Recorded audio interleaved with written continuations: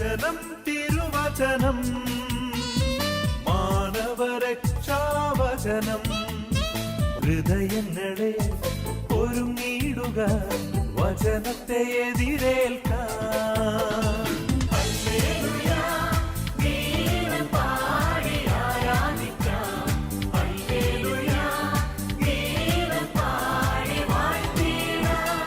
സ്നേഹമുള്ളവരെ, നമുക്കറിയാം ഈ കാലഘട്ടത്തിൽ വളരെയധികം പ്രശ്നങ്ങളും വളരെ കുടുംബ കലഹങ്ങളും ഭിന്നതകളും എതിർപ്പുകളും കൊലപാതകങ്ങളും ആത്മഹത്യകളും നടന്നുകൊണ്ടിരിക്കുന്ന കാലഘട്ടമാണ്. അതിലൊരു അമ്മച്ചി എന്നെ വിളിച്ചു. അമ്മച്ചി പറഞ്ഞു, അച്ഛനോട് ഒരു കാര്യം പറയാനാണ് വിളിക്കുന്നത്. എൻ്റെ മകൻ എനിക്ക് ഭക്ഷണം തരുന്നില്ല അച്ഛാ. ഞാനവനെ വളർത്തി വലുതാക്കി, അവൻ നന്നായിട്ട് നിലയിലാണ് അവൻ ജീവിക്കുന്നത്.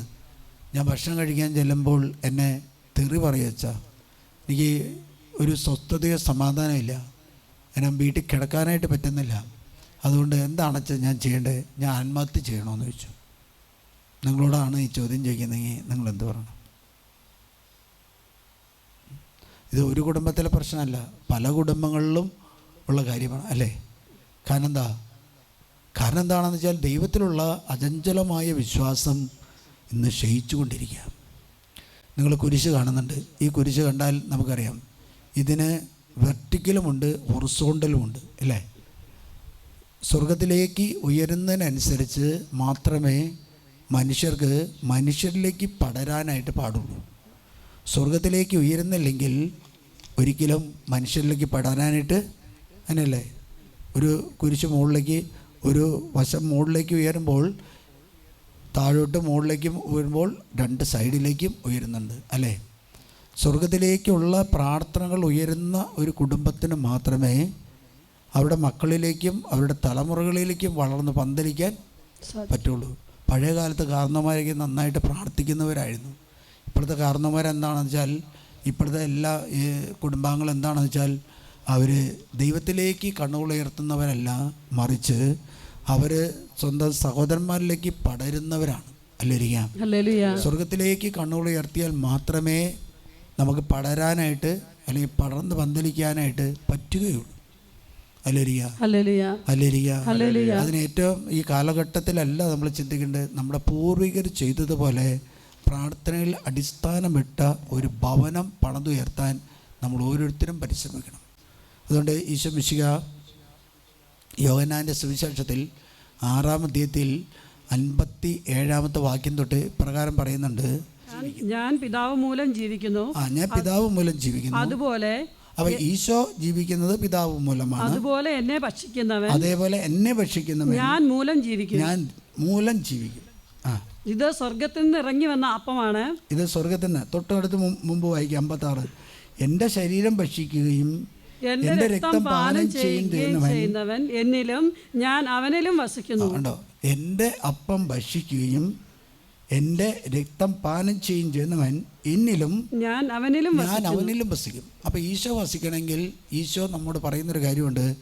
എൻ്റെ വിശുദ്ധ കുർബാന അർപ്പിച്ച് ആ വിശുദ്ധ കുർബാന സ്വീകരിച്ച് അതിൽ നിങ്ങൾ നിലനിൽക്കുകയാണെങ്കിൽ നിങ്ങൾക്ക് ജീവിക്കാൻ സാധിക്കും. എന്നിട്ടാണ് പറയണത്, ഞാൻ പിതാവ് മൂലം ജീവിക്കുന്നു, അതിനാൽ അതുപോലെ തന്നെ എന്നെ ഭക്ഷിക്കുന്നവൻ ഞാൻ മൂലം ജീവിക്കും. എന്നിട്ട് പറയാണ്, ഇത് സ്വർഗത്തിൽ നിന്ന് ഇറങ്ങി വന്ന അപ്പമാണ്. പിതാക്കന്മാർ മന്ന ഭക്ഷിച്ചു എങ്കിലും അവർ മരിച്ചു.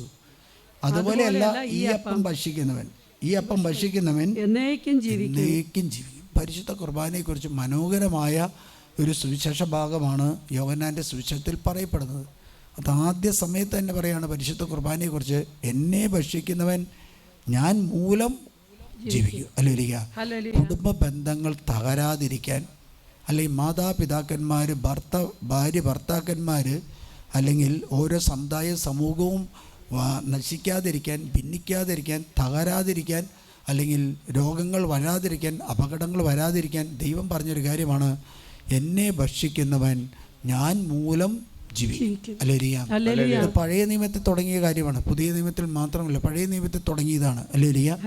പഴയ നിയമത്തിൽ നമുക്ക് ജോഷുവ പ്രവാചകന്റെ പുസ്തകത്തിൽ ഇപ്പോൾ നമുക്ക് കാണുന്നുണ്ട്. ജോഷുവ പ്രവാചകൻ കാനാൻ പ്രദേശത്തേക്ക് പ്രവേശിക്കാനാണ്. 1-ാമത്തെ അധ്യായത്തിൽ തൊട്ട് പ്രകാരം പറയാണ്, കാനാൻ ദേശത്തേക്ക് പ്രവേശിക്കുമ്പോൾ അവനോട് പറയുന്നൊരു കാര്യമുണ്ട്, എന്ത് ചെയ്യുന്നു വെച്ചാൽ നീ നിയമഗ്രന്ഥത്തിലെ നിയമങ്ങൾ നീ പാലിക്കണം.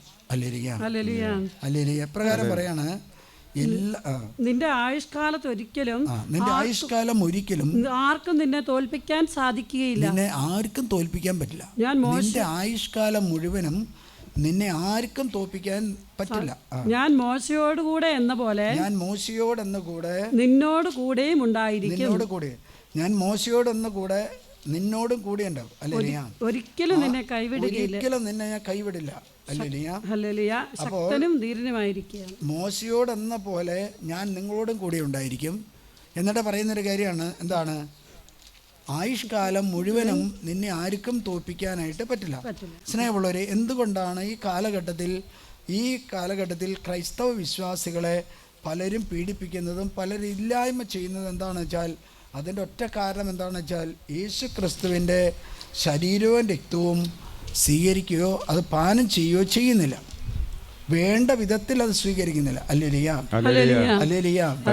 വേണ്ട വിധത്തിൽ നമ്മൾ സ്വീകരിക്കുകയാണെങ്കിൽ, ആ വേണ്ട വിധത്തിൽ കർത്താവിനോട് ഐക്യപ്പെട്ട് ജീവിക്കുകയാണെങ്കിൽ എന്താണെന്ന് വെച്ചാൽ, ആ ഈശോയുടെ തിരുശരീരവും തിരുരക്തവും സ്വീകരിക്കുന്ന ഒരു വ്യക്തിയെയും ആർക്കും ഈ കാലഘട്ടത്തിൽ തോൽപ്പിക്കാനായിട്ട് പറ്റത്തില്ല. പക്ഷെ ആ അപ്പം ഭക്ഷിക്കുന്നതും ആ അപ്പം സ്വീകരിക്കുന്നതും യോഗ്യതയോടു കൂടിയായിരിക്കണം. ഹല്ലേലൂയ. യോഹന്നാന്റെ സുവിശേഷത്തിൽ മനോഹരമായിട്ട് വിവരിക്കുന്ന ഒരു കാര്യമാണ്, യൂദാസ് കറിയോത്തേക്ക് ഈശോ അപ്പം മുക്കി കൊടുക്കുന്ന സമയത്ത് എന്ത് സംഭവിച്ചു എന്ന് വെച്ചാൽ, ഇപ്രകാരമാണ് പറയുന്നത്, അവനിൽ സാത്താൻ പ്രവേശിച്ചു. അതായത് ആരാണ് ഒറ്റ കൊടുക്കുന്നതെന്ന് വെച്ചപ്പോൾ ഈശോ തന്നെ പറയാണ്, ഞാൻ അപ്പം മുക്കി ആർക്ക് കൊടുക്കുന്നോ അവൻ എന്നെ ഒറ്റ കൊടുക്കും. അപ്പകഷ്ണം സ്വീകരിച്ചതിനെ തുടർന്ന് സാത്താൻ അവനിൽ പ്രവേശിച്ചു. യേശു അവനോട് പറഞ്ഞു നീ ചെയ്യാനിരിക്കണ്ടെങ്കിൽ വേഗം ചെയ്യാൻ പറഞ്ഞു.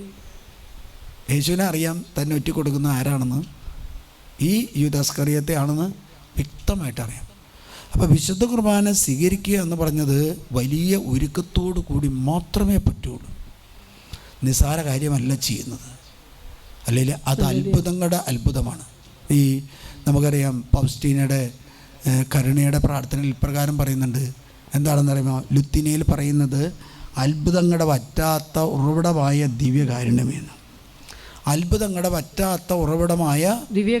അപ്പോൾ പരിശുദ്ധ കുർബാന എന്ന് പറയുന്നത് അത്ഭുതങ്ങളുടെ വറ്റാത്ത ഉറവിടമായ ദിവ്യകാരുണ്യമാണ്. ഹല്ലേലൂയ. കാരണം എന്താ? അത് വലിയൊരു ഉറവിടമാണ്. നമ്മുടെ ക്രൈസ്തവ വിശ്വാസത്തിൽ അത്രമാത്രം പ്രാധാന്യം നമ്മൾ കൊടുക്കുന്നുണ്ടോ എന്ന് വെച്ചാൽ, ഈ കാലഘട്ടത്തിൽ അത്ര പ്രാധാന്യമില്ല. ഹല്ലേലൂയ. ചിലപ്പോൾ പള്ളിയിലെ കുർബാനയ്ക്കുള്ള മണി അടിക്കുമ്പോഴായിരിക്കും ഡ്രസ്സൊക്കെ തേച്ച് ഇട്ട് ഓടിച്ചെല്ലുന്നു. ചിലർ പറയാറുണ്ട്, ഞങ്ങൾ പള്ളിയുടെ അടുത്തായതുകൊണ്ട് എളുപ്പമാച്ച അന്നാപ്പസക തുടങ്ങുമ്പോൾ ചെന്നാൽ മതി എന്ന്. ഇത്ര നല്ല അന്നാപ്പസക. പഴയ കാരണന്മാരങ്ങനെയല്ല, പള്ളിയിൽ നേരത്തെ ചെല്ലും, വൈകിയേ പോരുള്ളൂ. കാരണം പരിശുദ്ധ കുർബാനയ്ക്ക് വേണ്ടി ഒരുങ്ങി അത്രമാത്രം താല്പര്യത്തോടെ ചെല്ലുമ്പോൾ ആ പരിശുദ്ധ കുർബാന അവന് ജീവനായിട്ട് മാറും. ഹല്ലേലൂയ. ഇത് പറയുന്നതിൻ്റെ കാരണം, ഈ ഇസ്രായേൽ ജനം അവർ മരുഭൂമിയിലൂടെ സഞ്ചരിച്ചപ്പോൾ, അല്ലെങ്കിൽ ഫറവോയുടെ അടിമത്തത്തിൽ നിന്നും അവർ സഞ്ചരിച്ചപ്പോൾ, അവരുടെ കൂടെ ദൈവത്തിൻ്റെ സാന്നിധ്യമുണ്ടായിരുന്നു. ഹല്ലേലൂയ. രാത്രികാലങ്ങളിൽ ദീപസ്തംഭമായും പകൽ കാലങ്ങളിൽ മേഘസ്തംഭമായും ദൈവമായ കർത്താവ് അവരെ നയിച്ചിരുന്നു. ഹല്ലേലൂയ. അവരെ നയിച്ചിരുന്നു. അതുകൊണ്ട് നമുക്ക് ഇവിടെ അടുത്തൊരു ഭാഗം 7 വായിക്കാം. എൻ്റെ ദാസനായ മോസസ് നൽകിയിട്ടുള്ള എല്ലാ പ്രമാണങ്ങളും അനുസരിക്കുകയും ശക്തനും ധീരനുമായിരിക്കുകയും ചെയ്യുക. അവയിൽ നിന്ന് ഇടം വലം വ്യതിചലിക്കരുത്. ഹല്ലേലൂയ. നിൻ്റെ ഉദ്യമങ്ങളെല്ലാം നീ വിജയം വരിക. അപ്പോൾ നമ്മുടെ ജീവിതത്തിൽ, കുടുംബത്തിൽ ഉദ്യമങ്ങൾ വിജയിക്കണമെങ്കിൽ ഇപ്രകാരമാണ്, എല്ലാ നിയമങ്ങളും അനുസരിക്കണം. വീണ്ടും പറയുന്നത്, ശക്തനും ധീരനുമായിരിക്കണം. അവയിൽ നിന്ന് ഇടം വലം തിരിയരുത്, ഒന്നും ഉപേക്ഷിക്കരുത്, എല്ലാം അനുസരിക്കണം. അല്ലെങ്കിൽ അങ്ങനെ നീ ചെയ്താൽ എന്തെന്ന് വെച്ചാൽ, നിൻ്റെ ഉദ്യമങ്ങളെല്ലാം വിജയിക്കും. ഇവിടെ നിന്ന് വീണ്ടും പറയാണ്, ന്യായപ്രമാണ ഗ്രന്ഥം എപ്പോഴും നിൻ്റെ അതറിഞ്ഞുണ്ടായിരിക്കണം. അതിൽ എഴുതിയിരിക്കുന്നതെല്ലാം പാലിക്കാൻ നീ ശ്രദ്ധിക്കണം. അതിനെക്കുറിച്ച് രാവും പകലും ധ്യാനിക്കണം. അപ്പോൾ നീ അഭിവൃദ്ധി പ്രാപിക്കണമെങ്കിൽ എന്ത് ചെയ്യണം? ന്യായപ്രമാണങ്ങൾ നിൻ്റെ മടിയിലുണ്ടായിരിക്കണം. എപ്പോഴും നീ വായിക്കണം. അത് നിൻ്റെ അതരത്തിലും ഹൃദയത്തിലും ഉണ്ടായിരിക്കണം. ഇനി നമ്മൾ കാണുന്നൊരു കാര്യം, മോസസിനെ തകർക്കാൻ പറ്റാത്ത കോട്ടകൾ ഈ ജോഷുവയിലൂടെ ദൈവം തകർക്കുകയാണ് ചെയ്യുന്നത്. ഹല്ലേലൂയ. ക്രൈസ്തവ ജീവിതത്തിൽ ഏറ്റവും വലിയ, നമ്മുടെ ജീവിതത്തിൽ ഏറ്റവും സന്തോഷകരമായ ഒരു ദിവസത്തിലെ ഏറ്റവും വലിയ മർമ്മപ്രധാനമായ കാര്യം എന്താ പറഞ്ഞാൽ പരിശുദ്ധ കുർബാനയാണ്. പരിശുദ്ധ കുർബാനയാണ്. അത് സമയം ഉണ്ടെങ്കിൽ പോകുന്നതല്ല, സമയം ഉണ്ടാക്കി പോകണം. കാരണം എന്താ, അത് ആ കുർബാനയോടത്തോളം മറ്റൊന്നും എൻ്റെ ജീവിതത്തിൽ ദൈവത്തിന് കൊടുക്കാൻ ഇല്ല. ഹല്ലേലൂയ. കാരണം പരിശുദ്ധ കുർബാന, ഞാനിവിടെ ഒരു കുടുംബം, ഇവിടെ ഒരു ചേച്ചി വിളിച്ചു പറഞ്ഞു, ഇവിടെ ആദ്യം പ്രാർത്ഥിക്കാൻ വന്ന ഒരു കുടുംബത്തിലെ മകൻ കല്യാണം കഴിച്ചു. ആ കല്യാണം ഡൈവേഴ്സിൻ്റെ പക്കത്തിലെത്തി. അവരെ കണ്ടമാനം കേസ് അങ്ങോട്ടും ഇങ്ങോട്ടും കൊടുത്തു. ഭാര്യ ഭർത്താവിനെതിരെയും ഭർത്താവ് ഭാര്യയ്ക്കും ഭാര്യയുടെ പിതാവിനെതിരെയും കേസ് കൊടുത്തിട്ടുണ്ട്. ഒരു 4-7 കേസ് അങ്ങോട്ടുണ്ട്. ഞാൻ അവരെ വിളിച്ചു, ഞാൻ ഇവിടെ വരാൻ പറഞ്ഞു. ആദ്യം വന്നു പ്രാർത്ഥിച്ചു. അവരോട് പറഞ്ഞു, നിങ്ങളൊരു കാര്യം ചെയ്യാമോ എന്ന് ചോദിച്ചു. നിങ്ങൾ പ്രാർത്ഥിക്കാൻ തയ്യാറാവാമെന്ന് ചോദിച്ചു. അവർ പറഞ്ഞു പ്രാർത്ഥിക്കാം. പയ്യൻ നല്ലൊരു പയ്യനാണ്, എനിക്കറിയാവുന്ന അവനെ. ഞാൻ പറഞ്ഞു ഇന്നെ കാര്യങ്ങൾ. അവൻ പറഞ്ഞ് അനുസരിക്കുക. ഞാൻ പറഞ്ഞു നീ പോയിട്ട് എന്ത് ചെയ്യണമെന്ന് വെച്ചാൽ ഈ കേസുകളെല്ലാം പിൻവലിക്കണം. ഈ കേസുകളെല്ലാം പിൻവലിക്കണം. അവളോടും പറഞ്ഞു. അപ്പോൾ അവൾ പറഞ്ഞു ശരി. എന്നിട്ട് കേസ് ഞാൻ പറഞ്ഞു ഒരു കാര്യം ചെയ്തോ, നിങ്ങൾക്ക് ഇങ്ങനൊരു പേടി ഭയം ഉണ്ടെങ്കിൽ എന്ത് ചെയ്യണമെന്ന് വെച്ചാൽ നിങ്ങൾ ആദ്യം തന്നെ ഒരു ധ്യാന കേന്ദ്രത്തിൽ പോയി 5 ദിവസത്തെ ധ്യാനം കൂടണം. അപ്പോൾ അവർ അനക്കര ധ്യാന കേന്ദ്രത്തിൽ ബുക്ക് ചെയ്തു. അവൻ തന്നെ ബുക്ക് ചെയ്തു. അവർ 5 ദിവസത്തെ ധ്യാനം അവർ കൂടി മനോഹരമായിട്ട് അവർ ധ്യാനം കഴിഞ്ഞ് വന്നു. കേസുകളെല്ലാം പിൻവലിച്ചു. അവർ പ്രാർത്ഥിക്കാൻ തുടങ്ങി. പുലർച്ചയ്ക്ക് 3-3:30 കണ്ട് എഴുന്നേറ്റ് പ്രാർത്ഥിക്കാൻ തുടങ്ങി. അവരുടെ ജീവിതത്തിൽ വലിയ സന്തോഷവും ആനന്ദവും വന്നു. അവർ ഒന്നിച്ച് ജീവിക്കാൻ തുടങ്ങി, ഒന്നിച്ച് പ്രവർത്തിക്കാൻ തുടങ്ങി. അവർ ജീവിക്കാൻ തുടങ്ങി, പ്രവർത്തിക്കും. 4-3-7 കേസുണ്ടായി. 7 കേസും പിൻവലിച്ചു. അങ്ങനെ 1-2 കൊല്ലം കഴിഞ്ഞപ്പോൾ അവർ വീണ്ടും എന്നെ കാണാൻ വന്നു. ഒന്നിച്ചല്ല വന്നത്, 2ആയിട്ടാണ് വന്നത്. കാരണം എന്താണെന്ന് വെച്ചാൽ ഞാൻ ചോദിച്ചു.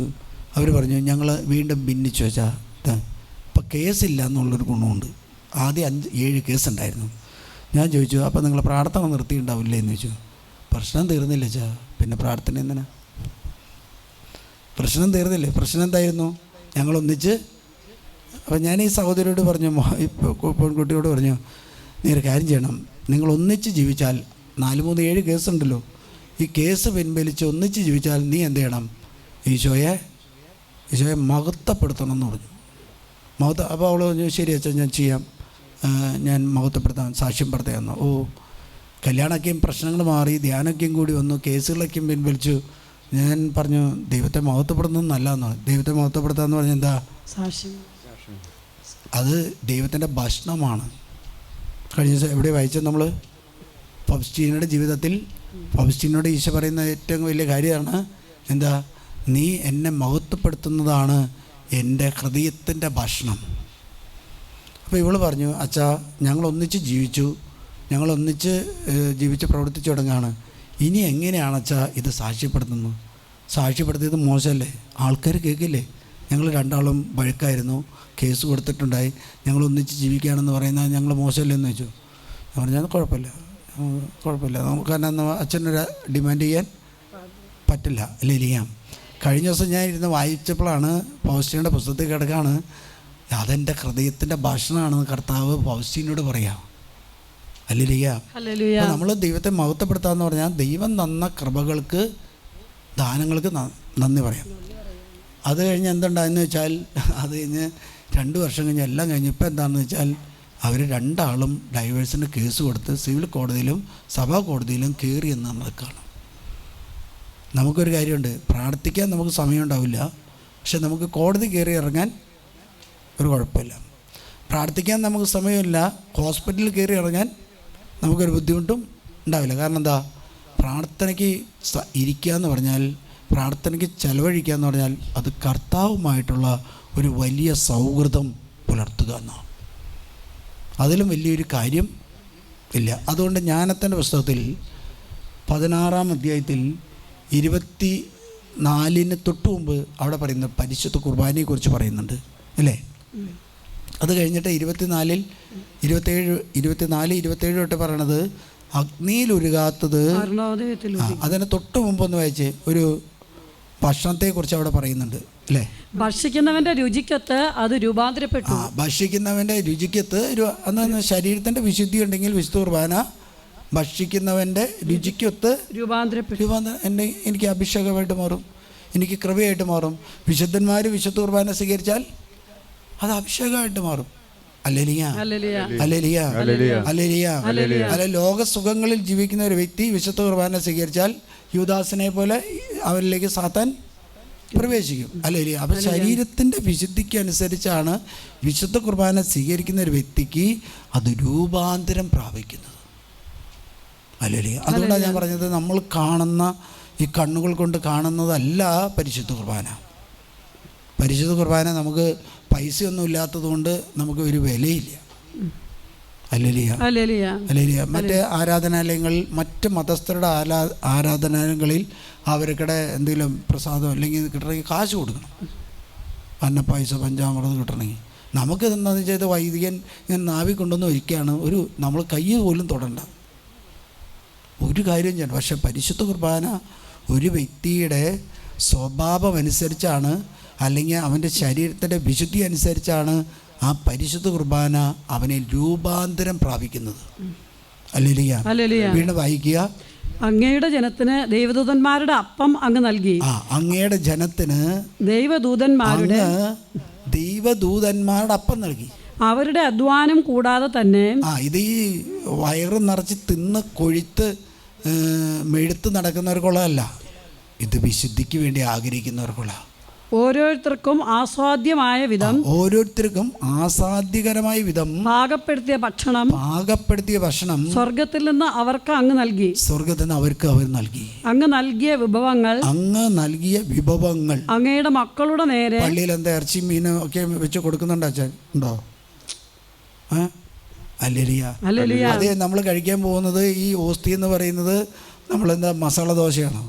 മസാല ദോശയിൽ കുറേ കറികളും ഒക്കെ ഇങ്ങനെ വെച്ചിട്ടുണ്ടോ? അത് ആ വസ്തു, ആ വിശുദ്ധ കുർബാന ഈശോയുടെ ശരീരമാണ്. ആ വിശുദ്ധ കുർബാന മുക്കുന്നത് ഈശോയുടെ രക്തമാണ്. അല്ലേ? അത് ബോധ്യമുണ്ടെങ്കിൽ നീ സൗഖ്യം പ്രാപിക്കും. അത് നീ വിശ്വസിക്കുന്നുണ്ടെങ്കിൽ നീ സൗഖ്യം പ്രാപിക്കും. അല്ലേ? അങ്ങ് നൽകിയ വിഭവങ്ങൾ അങ്ങയുടെ മക്കളുടെ നേരെ അങ്ങേക്കുള്ള വാത്സല്യം പ്രകടമാക്കി. ഈ ഹിപ്പികളായ പിള്ളേരെ ഒരാളെയും ആൾക്കാരെ കയറ്റരുത്. മുടി നീട്ടി വളർത്തി. കഴിഞ്ഞ ദിവസം ഒരു പയ്യ ഇവിടെ വന്ന പയ്യനോട് ചോദിച്ചു, ഇതെന്താ നീട്ടി വളർത്തിയെന്ന് ചോദിച്ചാൽ പറയാം, ഒരു ബൈക്കിൻ്റെ പരസ്യം ചെന്ന്. പരിശുദ്ധ കുർബാന നടക്കുന്ന സ്ഥലത്താണ് ബൈക്കിൻ്റെ പരസ്യം നടത്തുന്നത്. പരസ്യ കമ്പനി എന്തിനാ? പള്ളി പോയോ അതില്ലേ? ഹല്ലേലൂയ. അങ്ങനെ അശുദ്ധമായ ശരീരത്തോടു കൂടി, അശുദ്ധമായ വേഷവിധാനത്തോടു കൂടി പരിശുദ്ധ കുർബാന അർപ്പിക്കാൻ ചെന്നാൽ ആ സ്ഥലം അശുദ്ധമാകും. ഹല്ലേലൂയ. ഇവിടെ അവനോട് കുമ്പസാരിക്കാൻ പറഞ്ഞിട്ടുണ്ടാവും, കുമ്പസാരിച്ചില്ല. അവൻ പറഞ്ഞു എനിക്ക് കുമ്പസാരിക്കാൻ പറ്റുന്നില്ല അച്ഛനോട്. ഹല്ലേലൂയ. കൂട്ടുകെട്ടുകൾ എന്താണെന്ന് വെച്ചാൽ അക്രൈസ്തവരുമായിട്ടാണ്. അക്രൈസ്തവരുടെ പൂജകളും ക്രിയകളും ചെയ്ത് ഹലാലും എല്ലാം കഴിച്ച് ഇവൻ ഇങ്ങനെ കൊഴുത്തൊന്നുമല്ല, മെലിഞ്ഞിരിക്കുക. ഞാൻ പറഞ്ഞു നീ പോയി മുമ്പ് മുടി വെട്ടുക ചെയ്യണ്ടേ. കാരണം എന്താ? ഇത് വിശുദ്ധ സ്ഥലമാണ്. ഈ ബലിവേദി എന്ന് പറയുന്നത് കർത്താവിൻ്റെ ഖബറിടമാണ്. ഖബറിടം അല്ലെങ്കിൽ തൊടാനുള്ള സ്ഥലമല്ല. ഞാൻ ഓർക്കാണ്, ഈ പാലക്കാട് ടൗണിൽ ഒരു പള്ളിയിൽ വിശ്വാസികൾ പോയി ഇങ്ങനെ ഈ ഇതിൻ്റെ പിടിക്കുമായിരുന്നു. പഴയ കാലത്ത് ഈ ബലിവേദി പിടിച്ചാൽ എന്തുണ്ടാന്ന് വെച്ചാൽ, ഖബറിടം പിടിച്ചാൽ മരണം സംഭവിക്കില്ല. രാജാക്കന്മാരുടെ പുസ്തകത്തിൽ 1 രാജാക്കന്മാർ 56 അങ്ങോട്ട് പറയുന്നുണ്ട്. 2-ാമത്തെ അധ്യായത്തിലും പറയുന്നുണ്ട്. ഹല്ലേലൂയ. എല്ലാം എടുക്കാൻ പോയാൽ നമുക്ക് തീരില്ല. ഹല്ലേലൂയ. അതുകൊണ്ട് അവിടെ പിന്നീട് ഞാൻ ചെന്നപ്പോൾ കണ്ട ഒരു കാര്യം എന്താണെന്ന് വെച്ചാൽ, അവിടെ എല്ലാം അവർ റെയിലിട്ടു. കാരണം തൊടാൻ പാടില്ല. കാരണം എന്താ? അത് കർത്താവിൻ്റെ ബലിപീഠമാണ്, ബലി അർപ്പിക്കുന്ന സ്ഥലമാണ്. അല്ലെങ്കിൽ അതുകൊണ്ടാണല്ലോ വചനവായന മുമ്പിൽ വെച്ച് നടത്തുന്നത്. അത് ബലി അർപ്പിക്കുന്ന സ്ഥലമാണ്. അങ്ങനെ തൊട്ടടുത്ത് പറഞ്ഞ പ്രകാരം പറയാണ്, ആ വചനത്തിൽ പറയാണ്, ഹിമപാതത്തിൽ ആളിക്കത്തിയും ആ, വർഷധാരയിൽ ഉജ്ജ്വലിച്ചതുമായ അഗ്നി ശത്രുക്കളുടെ വിള നശിപ്പിച്ചെന്ന് അവർ അറിയാൻ തക്കവിധം മഞ്ഞും മഞ്ഞുകട്ടിയും അഗ്നിയിൽ ഉരുകിയില്ല. ആ, നീതിമാന്മാരെ പോറ്റി രക്ഷിക്കാൻ അഗ്നി സ്വഗുണം മറന്നു. തുടർന്ന് വായിക്കാം. സൃഷ്ടാവായ അവിടുത്തെ സേവിക്കുന്ന സൃഷ്ടി അധർമ്മികളെ ശിക്ഷിക്കാൻ വെമ്പൽ കൊള്ളുകയും അങ്ങയിൽ പ്രത്യാശ വയ്ക്കുന്നവരോട് കരുണ കാണിക്കുകയും ചെയ്യുന്നു. അങ്ങനെ പ്രത്യാശ വയ്ക്കുന്നവരുടെ കരുണ കാണിക്കുകയും ചെയ്യുന്നു. കർത്താവേ, അങ്ങയെ ആശ്രയിക്കുന്നവരെ പോറ്റുന്നത് വിവിധ ധാന്യവിളകളല്ല, അങ്ങയുടെ വചനമാണെന്ന് അങ്ങയുടെ വത്സല മക്കൾ ഗ്രഹിക്കാൻ വേണ്ടി സൃഷ്ടികൾ ആവശ്യക്കാരുടെ ആഗ്രഹത്തിനൊത്ത് രൂപാന്തരം പ്രാപിച്ച് എല്ലാറ്റിനെയും പോറ്റുന്ന അങ്ങയുടെ ഔദാര്യത്തെ വെളിപ്പെടുത്തി. 27 വായിക്കുക. അഗ്നിയിൽ നശിക്കാത്തത് അരുണോദയത്തിൽ ഉരുകി. അഗ്നിയിൽ നശിക്കാത്തതായിട്ട് എന്താ ഉള്ളത്? എല്ലാം നശിക്കും. അഗ്നിയിൽ നശിക്കാത്തതായിട്ട് ഒരു വസ്തുവില്ല. നമ്മൾ ഈ കാലഘട്ടത്തിൽ കാണുന്നൊരു കാര്യമാണ്. ബിൽഡിംഗ് പണിതിന് ഫയർ ആൻഡ് സേഫ്റ്റി വേണം. എല്ലാ വർഷവും ചെക്കിങ് ചെയ്യും. ഓരോ പുതിയ ടെക്നോളജി വരുമ്പോൾ അത് സ്ഥാപിക്കുകയും ചെയ്യണം. കാരണം എന്താ, ബിൽഡിങ് കത്ത് പിടിച്ചു കഴിഞ്ഞാൽ ആ ബിൽഡിങ്ങിന് മാത്രമല്ല, തൊട്ടടുത്ത് നിൽക്കുന്ന എല്ലാ ബിൽഡിങ്ങിനും അത് അപകടകരമാണ്. അതുപോലെ തന്നെ അഗ്നിയിൽ ഉരുകാത്തത് അരുണോദയത്തിൽ. അരുണോദയം എന്ന് പറഞ്ഞാൽ പുലർക്കാലം എഴുന്നേറ്റ് നമ്മൾ പ്രാർത്ഥിച്ചു കഴിഞ്ഞാൽ ആ പ്രാർത്ഥന ദൈവം കേൾക്കും. ഇപ്രകാരം പറയാണ്, ഇത് മനുഷ്യൻ സൂര്യോദയത്തിന് മുമ്പ് ഉണർന്ന് പുലർകാല വെളിച്ചത്തിൽ അങ്ങേക്ക് കൃതജ്ഞത അർപ്പിക്കുകയും അങ്ങയോട് പ്രാർത്ഥിക്കുകയും വേണമെന്നതിൻ്റെ വിജ്ഞാപനമായിരുന്നു. എന്താണ് വിജ്ഞാപനം? വിജ്ഞാപനം എന്ന് പറഞ്ഞാൽ മസ്റ്റ്, അനുസരിച്ചേ പറ്റൂ. 2016 മോഡി ഗവൺമെൻറ്റിൻ്റെ ആദ്യത്തെ ഭരണ കാലഘട്ടത്തിൽ പ്രധാനമന്ത്രി വന്ന് വൈകിട്ട് 8 മണിക്ക് ഒരു 8-9 മിനിറ്റ് നീണ്ടു നിൽക്കുന്ന രീതിയിൽ പറഞ്ഞു, നിങ്ങളുടെ കയ്യിലിരിക്കുന്ന നോട്ടുകളെല്ലാം ഇന്ന് തൊട്ട് 6 മാസത്തിൻ്റെ ഉള്ളിൽ കൈമാറ്റം ചെയ്യപ്പെട്ടില്ലെങ്കിൽ അത് കയ്യിലിരുന്നാൽ നിങ്ങൾ കേസിൽപ്പെടും. അല്ലേലിയ. രൂപയുടെ ആ നിയന്ത്രണം കൊണ്ടുവന്നു അല്ലേ. പിറ്റേ ദിവസം തൊട്ട് എന്ത് ചെയ്തു ആളുകൾ? എന്ത് ചെയ്തു? ഇത് കയ്യിലിരുന്നാൽ കേസാണ്. അതുകൊണ്ട് 6 മാസത്തിൻ്റെ ഉള്ളിലല്ല, 6 ദിവസത്തിൻ്റെ ഉള്ളിൽ കയ്യിലിരിക്കുന്ന പണങ്ങളെല്ലാം പേപ്പർ ഫില്ല് ചെയ്ത് ബാങ്കുകളിൽ കൊടുത്ത് അടുത്ത നോട്ട് വാങ്ങി. അതൊരു വിജ്ഞാപനമായിരുന്നു. അത് പ്രഖ്യാപിച്ചത് ഒരു രാജ്യത്തിൻ്റെ പ്രധാനമന്ത്രിയാണ്. ശരിക്കും പ്രസിഡൻ്റാണ് അത് പ്രഖ്യാപിക്കേണ്ടത്, കാരണം പ്രസിഡൻറ്റിനാണ് അധികാരം. പക്ഷേ പ്രധാനമന്ത്രി പറഞ്ഞു, ആ പറഞ്ഞത് എല്ലാവരും അനുസരിച്ചു.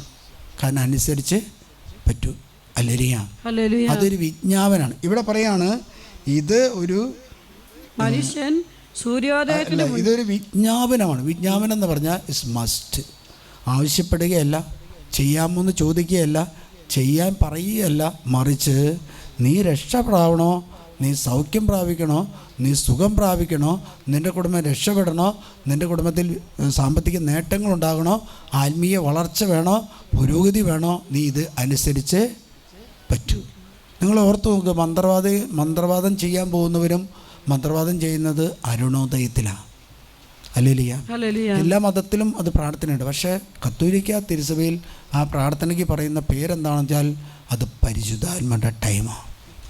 പരിശുദ്ധാത്മ ഞാൻ പറഞ്ഞതിൻ്റെ കാരണം 2013 തൊട്ട് അല്ലെങ്കിൽ 12 തൊട്ട് എൻ്റെ കഴുത്ത് തിരിയില്ലായിരുന്നു. തിരിയുന്നുണ്ടോ? ഇവിടെ ഒരു വലിയൊരു മുഴയുണ്ടായിരുന്നു. എനിക്കറിയില്ലായിരുന്നു. ഞാൻ ചോദിച്ചാൽ എല്ലാവരുടെയും കഴുത്ത് ഇങ്ങനെ തന്നെയാണെന്ന് വിചാരിച്ചു, തിരിയില്ല എന്ന് വിചാരിച്ചു. ഒരു കഴിഞ്ഞ മെയ് മാസത്തിൽ ഞാൻ ചെന്ന് കഴിഞ്ഞപ്പോൾ ഡോക്ടർ പറഞ്ഞു, അച്ഛാ ഇത് വലിയൊരു മുഴ ഇവിടെ ഉണ്ടല്ലോ, അതിൻ്റെ മുഴ ഇവിടെ ഉണ്ടല്ലോ. അപ്പോൾ അവർ ചെക്ക് ചെയ്തപ്പോൾ പറഞ്ഞു, തൈറോയ്ഡ് ഉടൻ തന്നെ ഓപ്പറേഷൻ ചെയ്ത് മാറ്റണം.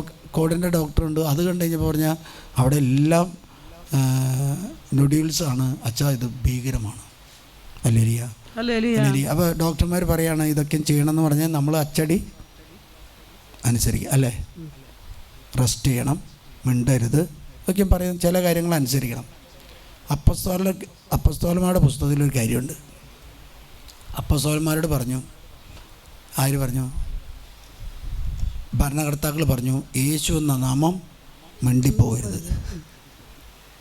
യേശു എന്ന നാമം മിണ്ടിപ്പോകരുത്. അവരെന്ത് ചെയ്തു? പിറ്റേ ദിവസം തൊട്ട് യേശു എന്ന നാമം മിണ്ടാതെ അവർ കിടന്നുറങ്ങി. അല്ലേ? അല്ല, എന്ത് ചെയ്തു? പൂർവാധിക ശക്തിയോടെ പൂർവാധിക ശക്തിയോടുകൂടി പ്രസംഗിച്ചു. പ്രസംഗിക്കാൻ തുടങ്ങി. ഹല്ലേലൂയ. ഹല്ലേലൂയ. എന്നോട് ഡോക്ടർ പറഞ്ഞു, അച്ഛൻ ശ്രദ്ധിക്കണം. വേറൊരു ഡോക്ടറിൻ്റെ അടുത്ത് പറഞ്ഞു, അച്ഛൻ പേടിക്കണ്ട, അച്ഛൻ പേടിക്കണ്ട.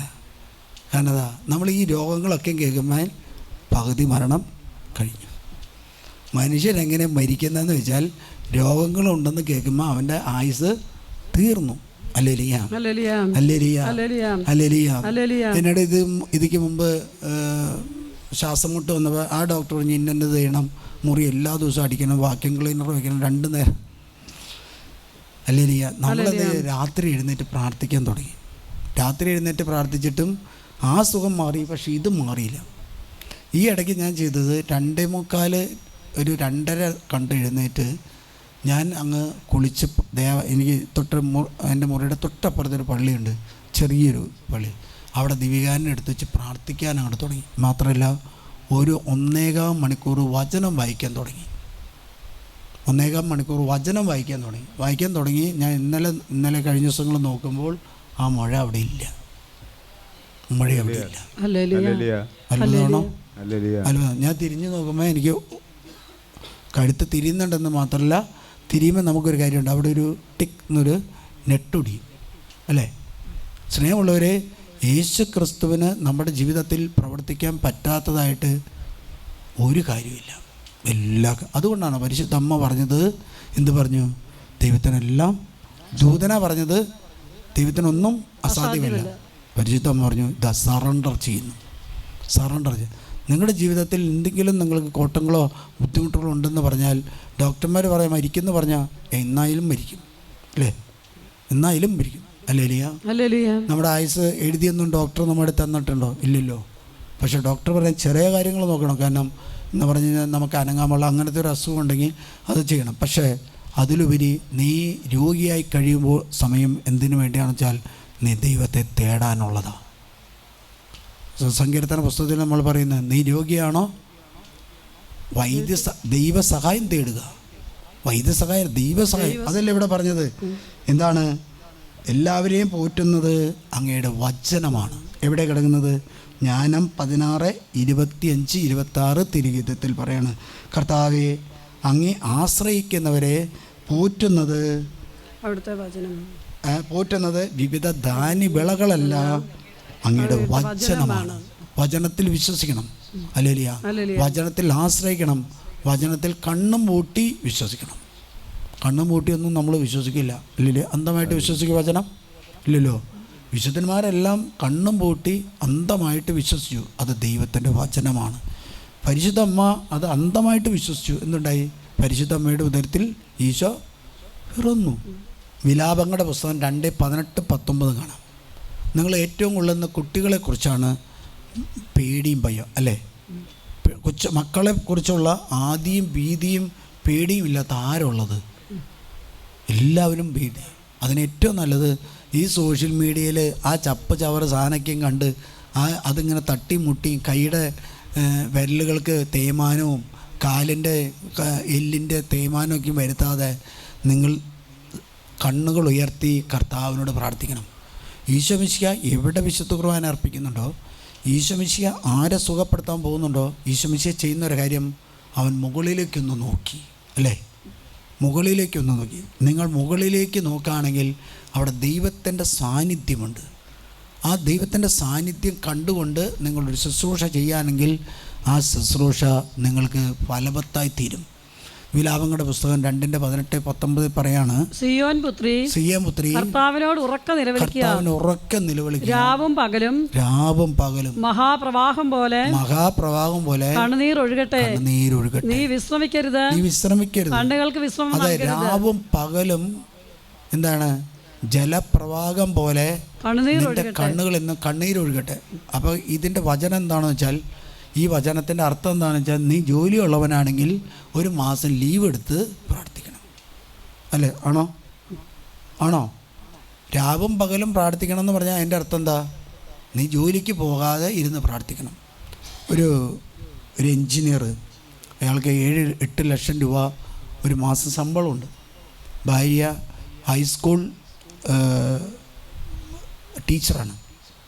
ഒരു 70 മകന് പരീക്ഷയ്ക്ക് അവൻ ബിടെക് പഠിക്കുന്ന സമയത്ത് പിള്ളേർ തോറ്റു എന്നല്ല പറയണത്, സപ്ലി ഉണ്ടെന്ന് പറഞ്ഞു. കാരണന്മാർ ചില വേർഡുകളൊക്കെ പഠിച്ചിരിക്കുന്ന നല്ലതാണ്. പ്രോഗ്രസ് കാർഡൊക്കെ ഒപ്പിടാൻ കൊണ്ടുവരുമ്പോൾ പിള്ളേർ പറയും, അപ്പ അമ്മ എനിക്ക് 12 സപ്ലി ഉണ്ട്. തോറ്റതോ? ഇല്ലില്ല, എനിക്ക് എഴുതിയെടുക്കാനുള്ളതാണ്. ഇവന് മൊത്തം 28 സപ്ലി ഉണ്ട് എന്ന് പറഞ്ഞാൽ ഒന്നും ജയിച്ചിട്ടില്ല. ഇവനെ കൊണ്ട് മാതാവും പിതാവും എൻ്റെ അടുത്ത് കൊണ്ടുവന്നു. ഞാൻ പറഞ്ഞു, ഇവനെ പ്രാർത്ഥിച്ചിട്ട് പറഞ്ഞു, ചേട്ടൻ എന്ത് ശമ്പളം കിട്ടുമെന്ന് ചോദിച്ചു. എത്ര രൂപയുണ്ട്? ഞാൻ പറഞ്ഞു, ഇവൻ എന്ന് പരീക്ഷ ഉണ്ടോ ആ ദിവസങ്ങളെല്ലാം ലീവ് എടുത്ത് പോയി നിത്യാരാധനയിൽ ഇരുന്ന് പ്രാർത്ഥിക്കുക. ഒന്നിവിടെ നമ്മൾ പ്രാർത്ഥന ഒന്നും തുടങ്ങിയിട്ടില്ല. അല്ലേ ചേച്ചിയോട് പറഞ്ഞു, ചേച്ചി എന്ത് ചെയ്യണം? ലീവ് എടുത്ത് പോയി പ്രാർത്ഥിക്കുക. അതിന് മുമ്പേ തൊട്ട് പ്രാർത്ഥന തുടങ്ങിയിരിക്കണം. അവൻ 3-ാമത്തെ വർഷം കൊണ്ട് 3-ാമത്തെ വർഷത്തെ പേപ്പർ മാത്രമല്ല, ഈ 28 പേപ്പറും ഒറ്റ വർഷം കൊണ്ട് അവൻ എഴുതിയെടുത്ത് പാസ്സായി കഴിഞ്ഞിട്ട് അവൻ എൻ്റെ അടുത്ത് വന്നു. അല്ലേലിയ വലിയൊരു സമ്മാനം വാങ്ങിയിട്ട് കൊണ്ടുവന്നു. ഞാൻ പറഞ്ഞു, എനിക്ക് സമ്മാനം വേണ്ട. അതെന്താ? എനിക്ക് സമ്മാനം അർഹിക്കുന്നില്ല. കാരണം ഇത് ദൈവത്തിൻ്റെ വചനം. പുലർച്ചയ്ക്ക് എഴുന്നേറ്റ് അവർ പ്രാർത്ഥിക്കാൻ തുടങ്ങി. മക്കളെ ദൈവത്തിൻ്റെ സന്നിധിയിൽ സമർപ്പിച്ച് പ്രാർത്ഥിക്കാൻ തുടങ്ങി. പരീക്ഷ ദിവസങ്ങളിൽ അവർ ലീവ് എടുത്ത് രാത്രിയും പകലും പ്രാർത്ഥിക്കാൻ തുടങ്ങി. മക്കൾ വിജയിച്ചു. മക്കൾ രക്ഷപ്പെടണമെങ്കിൽ, മക്കൾ വിശുദ്ധരാകണമെങ്കിൽ, മക്കൾ പരിശുദ്ധരായിട്ട് ജീവിക്കണമെങ്കിൽ, ഇനിയില്ലെങ്കിൽ നിങ്ങൾ മരിക്കുന്ന സമയത്ത് നിങ്ങളുടെ ബോഡി നന്നായിട്ട് അടക്കണമെങ്കിൽ നിങ്ങൾ പ്രാർത്ഥിക്കണം. ഹല്ലേലൂയ. പുതിയ കാലഘട്ടത്തിൽ ശവോടപ്പൊക്കെ മാറിക്കഴിഞ്ഞു. പുതിയ കാലഘട്ടത്തിൽ ശവോടപ്പം എന്താണെന്ന് വെച്ചാൽ, അവൻ വിദേശത്ത് നിന്നിട്ട് ലൈവ് കണ്ടിട്ട് ഇവൻ്റ് മാനേജ്മെൻറ്റിനോട് പറയും, പോയി കരയാൻ എത്ര ആൾ, ശവപ്പെട്ടിയെടുക്കാൻ എത്ര ആൾ, പന്തലിടാൻ എത്ര ആൾ, അതിൻ്റെ ഭക്ഷണ പദാർത്ഥങ്ങൾ കൊടുക്കാൻ എത്ര ആൾ, പള്ളിയിൽ പോയി വിളിക്കാൻ എത്ര ആൾ. അവൻ വിദേശത്തു നിന്ന് കാണും. നിങ്ങൾ വളർത്തിയ മക്കളാണെങ്കിൽ അവൻ വിദേശത്തുനിന്ന് ഇവിടെ വരും. ഞാൻ ഓർക്കാണ്, ഞാനൊരു ക്യാൻസർ രോഗിയെ പ്രാർത്ഥിക്കാൻ വേണ്ടി ആരോഗ്യപുരം ഇടവകയിൽ ചെന്നപ്പോൾ എന്നെ കൊണ്ടുപോകുന്ന ചേട്ടൻ ഒരു വിദേശത്ത് ജോലി ചെയ്യുന്ന മനുഷ്യനായിരുന്നു. അപ്പനും അമ്മയ്ക്ക് സുഖമില്ലാന്ന് കണ്ടപ്പോൾ എന്ത് ചെയ്തെന്ന് വെച്ചാൽ, ഭാര്യ പറഞ്ഞു ആ ജോലി രാജിവെക്കാൻ പറഞ്ഞു. ആ ജോലി രാജിവെച്ച് ആ സഹോദരൻ ആ വീട്ടിൽ വന്ന് അപ്പനെ അമ്മേനെ നോക്കുക. അല്ലെങ്കിൽ കാരണം എന്താ? അവന് മനസ്സിലായി, എൻ്റെ അപ്പനും അമ്മയാണ് എൻ്റെ ഏറ്റവും വലിയ സമ്പത്ത്. എൻ്റെ അപ്പനും അമ്മയാണ് ഏറ്റവും വലിയ സമ്പത്തെന്ന് അവന് മനസ്സിലായി. അതുകൊണ്ട് ഇപ്രകാരം പറയാണ്, രാപകലില്ലാതെ രാത്രിയിൽ യാമങ്ങളുടെ ആരംഭത്തിൽ എഴുന്നേറ്റ് ഉറക്കെ നിലവിളിക്കുക. യാമങ്ങളുടെ ആരംഭത്തിൽ എവിടെയാ? ആരംഭം എന്ന് പറയുന്നത് അതിരാവിലെ. ഈ ജോഷിയുടെ പുസ്തകത്തിൽ പറയുന്നുണ്ട്, ജോഷിയോട് പറയാണ്, അതിരാവിലെ എഴുന്നേറ്റ് നീ പ്രാർത്ഥിക്കുക. നമുക്കൊന്ന് നോക്കാം, ജോഷിയുടെ പുസ്തകത്തിലേക്ക് പോകാം. ജോഷിയുടെ പുസ്തകത്തിൽ ഇപ്രകാരം പറയാണ് എന്നുവെച്ചാൽ, ജോഷിയുടെ പുസ്തകത്തിൽ 3:5 പറയാണ്, ജോഷുവ ജനത്തോട് പറഞ്ഞു. എന്താണ് പറഞ്ഞത്? നിങ്ങളെ തന്നെ വിശുദ്ധീകരിക്കുക, നാളെ നിങ്ങളുടെ ജീവിതത്തിൽ ദൈവം അത്ഭുതങ്ങൾ പ്രവർത്തിക്കും. ഹല്ലേലൂയ. ദൈവമായ കർത്താവ് പറയാം, ജോഷുവയോട് പറഞ്ഞു, എന്താ നിന്റെ ജനം വിജയിക്കാത്തതിൻ്റെ കാരണം എന്താണെന്ന് വെച്ചാൽ, നിന്റെ ജനത്തിൻ്റെ വിശുദ്ധിക്ക് എന്തോ കളങ്കമുണ്ട്. അതുകൊണ്ട് നീ നിന്നെ തന്നെ വിശുദ്ധീകരിച്ചാൽ നാളെ നിന്റെ ജീവിതത്തിൽ ദൈവം അത്ഭുതം. ഹല്ലേലൂയ. അതിനുശേഷം എന്താ ഉണ്ടാവുന്നതെന്ന് വെച്ചാൽ 5:7 വായിക്കാം. നീ എഴുന്നേറ്റ് ജനത്തെ വിശുദ്ധീകരിക്കുക. നാളത്തേക്ക് തങ്ങളെ തന്നെ ശുദ്ധീകരിക്കാൻ അവരോട് പറയുക. ഇസ്രായേലിന്റെ ദൈവമായ കർത്താവ് അരുളി ചെയ്യുന്നു, ഇസ്രായേലെ നിഷിദ്ധ വസ്തുക്കൾ നിങ്ങളുടെ ഇടയിലുണ്ട്. അത് എടുത്തു മാറ്റുന്നത് വരെ നിങ്ങളുടെ ശത്രുക്കളെ നേരിടാൻ നിങ്ങൾക്ക് സാധിക്കില്ല. ഇനി നമ്മൾ തിരിച്ചു പോകാം. എന്തിനു വേണ്ടിയാണ് വിശുദ്ധീകരിക്കണം എന്ന് പറഞ്ഞത്? എന്തിനു വേണ്ടിയാണ് ആ ജനത്തെ പരിഹാരം ചെയ്യാനായിട്ട് ജോഷുവ പറഞ്ഞത്? എന്തുകൊണ്ടെന്നാൽ 3:14 പറയാണ്, അവരുടെ കൂടെ വാഗ്ദാന പേടകം വഹിച്ചുകൊണ്ട് പോകുന്ന പുരോഹിതന്മാരുടെ കൂടെ ജനം. ഈ വാഗ്ദാന പേടകം എന്താണ്? ആ വാഗ്ദാന പേടകമാണ് പരിശുദ്ധ കുർബാന. പഴയ നിയമത്തിൽ കംപ്ലീറ്റ് സ്ഥലങ്ങളിൽ നമ്മൾ കാണുന്നൊരു കാര്യമാണ്, ദൈവജനം അവർ സഞ്ചരിച്ചു കൊണ്ടിരിക്കുമ്പോൾ, ദൈവജനം വസിച്ചു കൊണ്ടിരുന്നപ്പോൾ അവരുടെ കൂടെ എപ്പോഴും വാഗ്ദാന പേടകമുണ്ടായിരുന്നു. ആ വാഗ്ദാന പേടകത്തിൽ എന്തായിരുന്നു വെച്ചാൽ, ഒന്ന് ദൈവത്തിൻ്റെ കൽപ്പനകൾ. മോസസിന് ദൈവമായ കർത്താവ് നൽകിയ 10 10 കൽപ്പനകളായിരുന്നു ഒന്നാമത്തേത്. രണ്ടാമത്തേതെന്നാൽ ദൈവം സ്വർഗത്തിൽ നിന്നിറങ്ങിയ മന്ന. മൂന്നാമത്തേത് എന്താണെന്നാൽ അഹറോൻ്റെ തളിർത്ത വടി. ആ അഹറോൻ്റെ അത് മൂന്നും കൂടുന്നതാണ് ഈശോമിശിഹ. അതുകൊണ്ട് പറയാണ്, തങ്ങൾക്ക് മുമ്പേ വാഗ്ദാന പേടം വഹിച്ചിരുന്ന പുരോഹിതന്മാരുടെ ജനം ജോർദാൻ നദി കൂടാരങ്ങളിൽ നിന്ന് പുറപ്പെട്ടു. വാഗ്ദാന പേടകം വഹിച്ചിരുന്നവർ ജോർദാൻ നദീതീരത്തെത്തി. പേടകം വഹിച്ചിരുന്ന പുരോഹിതന്മാരുടെ പാദങ്ങൾ ജലത്തെ സ്പർശിച്ചു. ജെറിക്കോ കോട്ട നോക്ക്. ജെറിക്കോ കോട്ട എന്ന് പറയുന്നത് 6 പറയാണ്, ഈ ജെറിക്കോ കോട്ട കടന്നാലാണ് ഇവർക്ക് എവിടെ എത്താൻ പറ്റുള്ളൂ? കാനാൻ ദേശത്ത് എത്താൻ പറ്റുള്ളൂ. പക്ഷെ ജെറിക്കോ കോട്ട അവിടുത്തെ രാജാവ് അടച്ചു കളഞ്ഞു. എന്താണെന്നാൽ ഈ ഇസ്രായേൽ ജനത്തെ കണ്ടപ്പോൾ ആർക്ക് പേടി വന്നു? ഈ ജെറിക്കോ കോട്ടയിലെ രാജാവിന് പേടി വന്നു. അല്ലേലിയ. കോട്ട അടച്ചു കളഞ്ഞപ്പോൾ എന്തായി? ഇസ്രായേൽ ജനത്തിന് ഈ കോട്ടയുടെ ഉള്ളിലൂടെ പോയാൽ മാത്രമേ കാനാൻ ദേശത്തേക്ക് പറ്റൂ. ഇവിടെ എന്താണെന്ന് വെച്ചാൽ 2 വായിക്കുക. കർത്താവ് ജോശുവോട് അരുളി ചെയ്തു, ഇതാ ഞാൻ ജെറിക്കോ പട്ടണത്തെ അതിൻ്റെ രാജാവിനോടും യുദ്ധവീരന്മാരോടും കൂടെ നിന്റെ കരങ്ങളിൽ ഏൽപ്പിച്ചിരിക്കുന്നു. നമ്മൾ ചോദിക്കാം, കരങ്ങൾ എന്ത് ഏൽപ്പിച്ചു? രാജാവിനെയും യുദ്ധവീരന്മാരെയും എല്ലാ കരങ്ങളെ ഏൽപ്പിച്ചു എന്ന് പറഞ്ഞാൽ, നീ യുദ്ധം ചെയ്യാൻ തയ്യാറാക്, നിനക്ക് മുമ്പേ ഞാൻ യുദ്ധം ചെയ്യും. അല്ലേലിയ. എന്തുണ്ടാകുന്നേ? തുടർന്ന് നിങ്ങളുടെ യോദ്ധാക്കൾ ദിവസത്തിൽ ഒരിക്കൽ പട്ടണത്തിന് ചുറ്റും നടക്കണം. ഒരിക്കൽ ചുറ്റി. അങ്ങനെ 7 ദിവസം 6 ദിവസം 6 ദിവസം ചുറ്റിയിട്ട് 7ാമത്തെ ദിവസം വാഗ്ദാന പേടകവും എടുത്ത് പുരോഹിതന്മാർ അതിൻ്റെ ചുറ്റും നടക്കുമ്പോൾ അത് തകർന്നു വീഴും. അല്ലേലിയ. നിന്റെ ജീവിതത്തിൽ കുടുംബത്തിൽ എന്തെങ്കിലും പ്രശ്നമുണ്ടെങ്കിൽ നീ 7 ദിവസവും വിശുദ്ധ കുർബാന കണ്ട് നിയോഗം വെച്ച് പ്രാർത്ഥിക്കും. ഇല്ലെങ്കിൽ എല്ലാ ദിവസവും കുർബാന അർപ്പിച്ച് കുർബാന സ്വീകരിക്കുക. നീ കഴിക്കുന്ന അനുദിനം നിനക്ക് ഡോക്ടർമാർ നൽകിയ മരുന്നിനേക്കാളും ഏറ്റവും വലുതെന്ന് പറയുന്നത് വിശുദ്ധ കുർബാനയാണ്. മരുന്നോ ലേപന അല്ല, അങ്ങനെ വചനമാണ്. ജ്ഞാനത്തിൻ്റെ പുസ്തകം 16:12 പറയാണ്, മരുന്നോ ലേപന അക്ഷരം സൗഖ്യപ്പെടുത്തത് എല്ലാവരെയും സുഖപ്പെടുത്തുന്നത് വചനമാണ്. അല്ലേ? ഈ വായിക്കുന്ന ചേച്ചി മാരകമായ രോഗത്തിന് അടിമയായിരുന്നു. ഇത് പറയുന്നതിൻ്റെ കാരണം ഇവിടെ ശുശ്രൂഷയിൽ വരുന്നവർക്ക് അവർ രോഗികളായിട്ട് സൗഖ്യപ്പെട്ടവരാണ്. ആ ചേച്ചിയോട് ഡോക്ടർ പറഞ്ഞാണ്, അനങ്ങരുത്, മാങ്ങരുത്, ഒരു സ്ഥലത്തും പോകരുത്, ശുശ്രൂഷയ്ക്ക് പോലും പോകരുത്, അനങ്ങരുത്, വീട്ടിൽ നിന്ന് ഇറങ്ങരുത്. അല്ലേരിയ. ഞാൻ പറഞ്ഞു എന്ത് ചെയ്യണം? 1000 പ്രാവശ്യം വചനം ഉച്ചരിക്കണം. 1000 പ്രാവശ്യം വചനം ഉച്ചരിക്കേണ്ടെന്ന് ഡോക്ടർമാർ പറഞ്ഞില്ലല്ലോ. പറഞ്ഞിട്ടുണ്ടോ? കുർബാനയ്ക്ക് പോകണ്ടെന്ന് പറഞ്ഞിട്ടില്ലല്ലോ. ഇല്ലല്ലോ. പ്രാർത്ഥിക്കേണ്ടെന്ന് പറഞ്ഞിട്ടില്ലല്ലോ. അനങ്ങരുതെന്ന് പറഞ്ഞാണ്. പ്രാർത്ഥിക്കാൻ തുടങ്ങുമ്പോൾ എന്താവും? അനക്കം കിട്ടും. അല്ലേലിയ. കഴിഞ്ഞ മാർച്ച് മാസം 18-ാം തീയതി വിശുദ്ധ അവസ്ഥ പിതാവിൻ്റെ മധ്യസ്ഥയെ വിശുദ്ധ കുർബാന അർപ്പിച്ച് പ്രാർത്ഥിക്കുന്ന സമയത്ത് ഈ ചേച്ചി പ്രാർത്ഥിച്ച് ഒരുങ്ങിയിരിക്കുന്നത് കൊണ്ട് കർത്താവ് സൗഖ്യം നൽകി. അതുകൊണ്ട് വേണം, നിങ്ങൾ രോഗികളാണോ, ഇന്ന് വരെ പ്രാർത്ഥിച്ചതിൻ്റെ ഒരു 3 ഇരട്ടി പ്രാർത്ഥന നടത്തണം. കാരണം എന്താ? പ്രാർത്ഥന കുറഞ്ഞതുകൊണ്ടാണ് നിങ്ങൾ രോഗികൾ ആയത്. പ്രാർത്ഥന കൂട്ടുമ്പോഴോ രോഗം വിട്ടു. അതുകൊണ്ടല്ലേ പറഞ്ഞത് സംഖ്യയുടെ പുസ്തകത്തിൽ 23:21 യാക്കോബൻ ആഭിചാരം ഏൽക്കില്ല, ഇസ്രായേലിന് ശുദ്രവിദ്യ ഫലിക്കുകയില്ല. നമ്മളിവിടെ മന്ത്രവാദം ചെയ്തിരിക്കുന്നത് ഫലിക്കാതിരിക്കാൻ വേണ്ടി എങ്ങോട്ട് ഓടും? കാരണം എന്താ? ഇതിന് ഏത് ബദൽ വിട്ടാലാണ് ഇത് നിർവീര്യമാകുന്നതെന്ന് അറിയുന്നത്. അല്ലേലിയ. റഷ്യ മിസൈൽ വിടുമ്പോഴേക്കും ഉക്രൈൻ ആ മിസൈലിനെ തോൽപ്പിക്കാൻ അടുത്ത മിസൈൽ വിടുന്നവരെയാണ്. അല്ലെങ്കിൽ ഹമാസ് വിടുന്ന മിസൈലിനെ ഇസ്രായേൽ തോൽപ്പിക്കാൻ വിടുന്നത് പോലെയാണ്.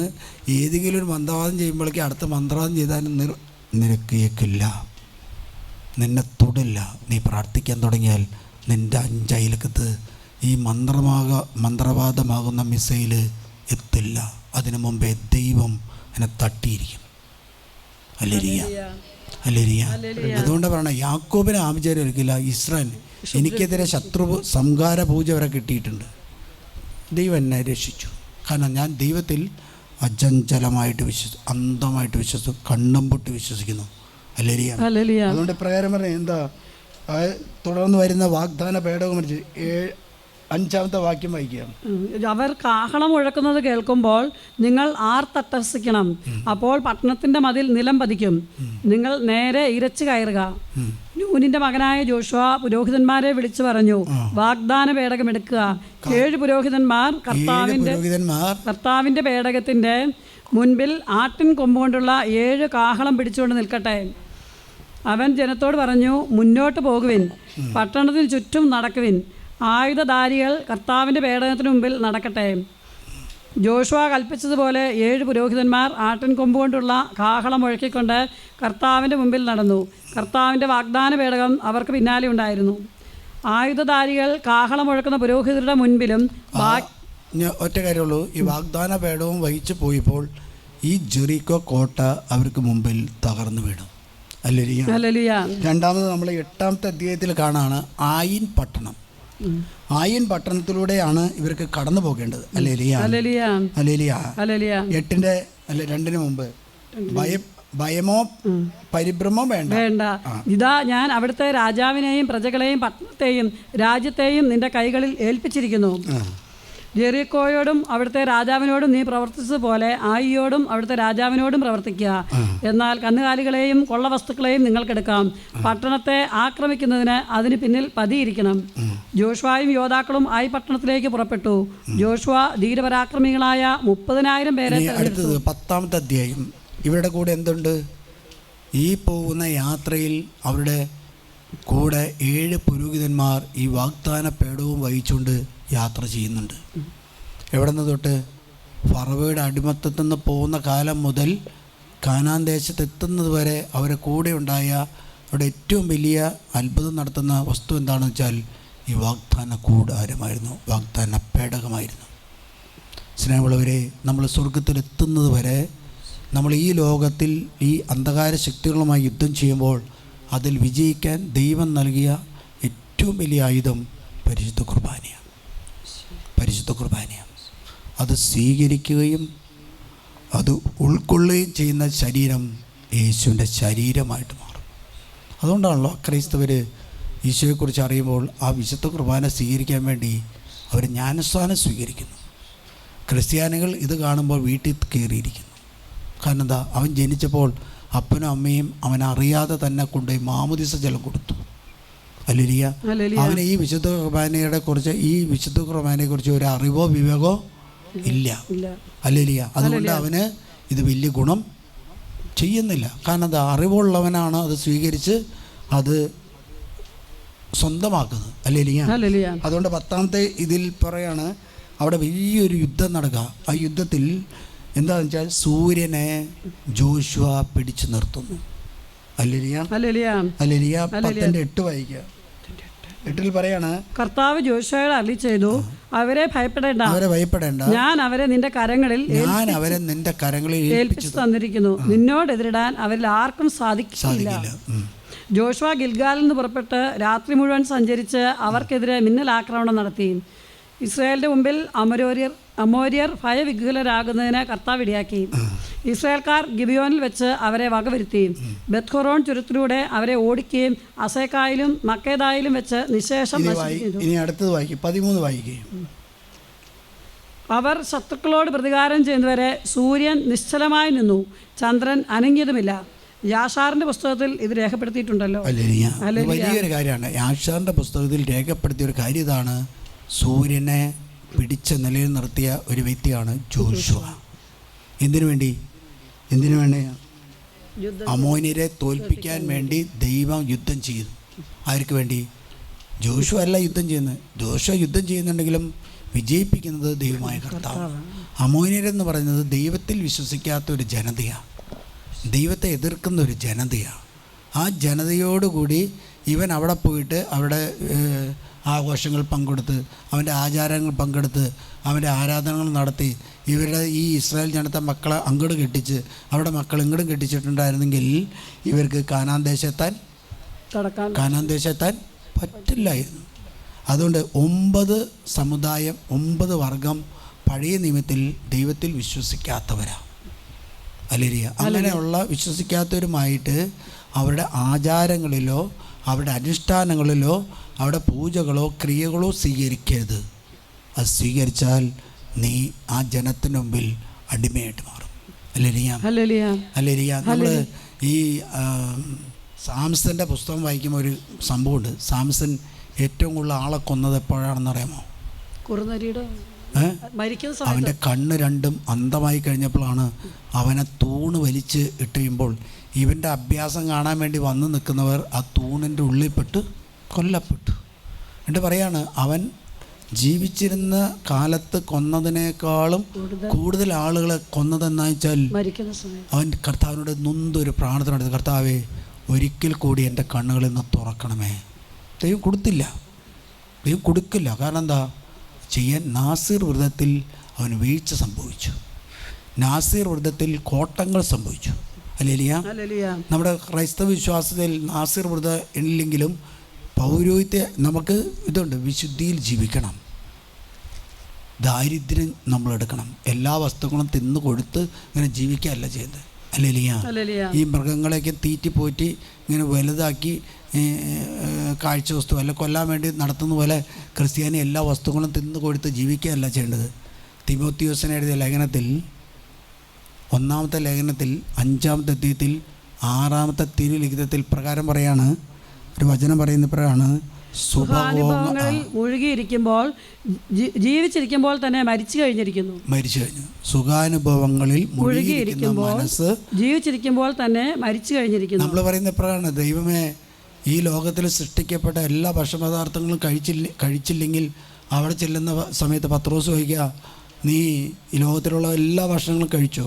ആ ചോദ്യമൊന്നും അവിടെ ഉണ്ടാവില്ല. നമ്മളെ ചിന്തിച്ചിരിക്കണ്ട. ഹല്ലേലൂയ. നീ സോഷ്യൽ മീഡിയ എല്ലാം കണ്ടുകൊണ്ടൊന്നും ചോദിക്കോ? ഇല്ല. നീ ബ്രഹ്മചാരിയായിട്ട് ജീവിച്ചിട്ടുണ്ടോ? സ്വന്തം ഭാര്യയും ഭർത്താവുമല്ലാത്ത ബന്ധങ്ങളിൽ നീ പെടരുത്. ദാരിദ്ര്യം, എല്ലാ സുഖ സൗകര്യങ്ങളും നീ പെട്ടുപോകരുത്. ഹല്ലേലൂയ. അനുസരണം ആവശ്യമാണ്. ദൈവത്തെ നീ അനുസരിക്കണം, സഭയെ നീ അനുസരിക്കണം. ഹല്ലേലൂയ. കർത്താവ് പറയുന്ന സഭ പഠിപ്പിക്കുന്ന ഒരു കാര്യമുണ്ട്. 3 കാര്യങ്ങളാണ് തോൽപ്പിക്കേണ്ടത്. 1, ലോകസുഖങ്ങളെ. നമ്മൾ കുട്ടികളെ പഠിപ്പിക്കണം, കുട്ടികളെ പഠിപ്പിച്ചു കൊടുക്കണം. ഹല്ലേലൂയ. മാർപ്പാപ്പ തൻ്റെ അപ്പസ്തോലിക ലേഖനത്തിൽ പറയുന്നുണ്ട് 3 കാര്യങ്ങളെ തോൽപ്പിക്കണം. 1, ലോകസുഖങ്ങളെ. 2, ജഡത്തെ. 3-ാമത്തേത് എന്താണ്? പിശാചിനെ. ബ്രിജീത്തയുടെ പ്രയറിൽ 14-ാമത്തെ സ്ഥലം എടുത്ത് വായിക്കേ. വിശുദ്ധന്മാരുടെ രാജാവേ, ഈ അമൂല്യ മരണത്തിന്റെ യോഗ്യതയാൽ ഞാൻ യാചിക്കുന്നു. സാത്താനെയും ജഡത്തെയും ലോകത്തെയും എതിർക്കാൻ സഹായിക്കുകയും സഹന നിമിഷങ്ങളെ എന്നെ സാത്താനെ തോൽപ്പിക്കണമെങ്കിൽ ഒറ്റ കാര്യമുള്ളൂ, കർത്താവ് കൂടെ ഉണ്ടാവണം. നിങ്ങൾ ഇത്തരം വായിച്ചിട്ട് ഇത് പിടിച്ചു കിട്ടിയില്ലേ? സാത്താനെ, 2ാമത് പറയണ ലോകത്തെ, 3-ാമത്തെ ജഡത്തെ. ആദ്യം മാതാപിതാക്കന്മാർ വന്ന പാപം നമ്മുടെ ശരീരത്തിലുണ്ട്. അതുള്ളത് കൊണ്ട് നമുക്കൊരു തെറ്റ് ചെയ്യാനുള്ള ഒരു പ്രേരണ നമുക്കുണ്ടാവും. ഹല്ലേലൂയ. അപ്പോൾ എന്താ? ലോക സുഖങ്ങൾ അനുഭവിക്കാനുള്ളൊരു ആഗ്രഹം ഉണ്ടാവും. എന്താ? ആദ്യം മാതാപിതാക്കന്മാർ കഴിക്കരുതെന്ന് പറഞ്ഞ വഴി അവർ കഴിച്ചു. ഹല്ലേലൂയ. വീട്ടിൽ നിങ്ങൾ എന്തെങ്കിലും ഒരു കാര്യം പറഞ്ഞ് കഴിക്കരുതെന്ന് പറഞ്ഞ് അത് കഴിക്കും. ഹല്ലേലൂയ. ഞാൻ എൻ്റെ ചേട്ടനും എൻ്റെ ചേച്ചിയും കൂടി ഒരു വീട്ടിൽ ചെന്നു. എൻ്റെ റിലേറ്റീവിൻ്റെ വീട്ടിലാണ്. ഇഷ്ടംപോലെ മാങ്ങകളുണ്ടായി. അപ്പോൾ ഒരു മാവിൻ്റെ മാങ്ങ മാത്രം അവർ പറഞ്ഞു, ഇതാരും തൊടുകയരുതെന്ന് പറഞ്ഞു, ഒന്നും ചെയ്യരുത്. എൻ്റെ ചേട്ടൻ പോയിട്ട് മാങ്ങയുടെ അടി കടിച്ചെടുത്ത്. പിറ്റേ ദിവസം ആ ചേട്ടൻ ചോദിച്ചു, ആ വീട്ടിലെ നിങ്ങളുടെ അച്ചാച്ചൻ ചോദിച്ചു, അയ്യോ ഇതാരാ കടിച്ചത് ചോദിച്ചു. അപ്പോൾ അവർ പറിക്കരുതെന്നല്ലേ പറഞ്ഞത്. ഹല്ലേലൂയ. അത് പറിച്ചോളാൻ പറഞ്ഞിട്ടുണ്ടെങ്കിൽ പറിക്കില്ലായിരുന്നു, അല്ലേ? പറിച്ചോളാൻ പറഞ്ഞാൽ പറിക്കില്ല. ഹല്ലേലൂയ. ഒരു സാധനം ചെയ്യരുതെന്ന് പറഞ്ഞാൽ അപ്പം നമ്മുടെ മനസ്സിൽ എന്തോ ഒരു ആഗ്രഹം വരും, അതൊന്ന് ചെയ്യണം.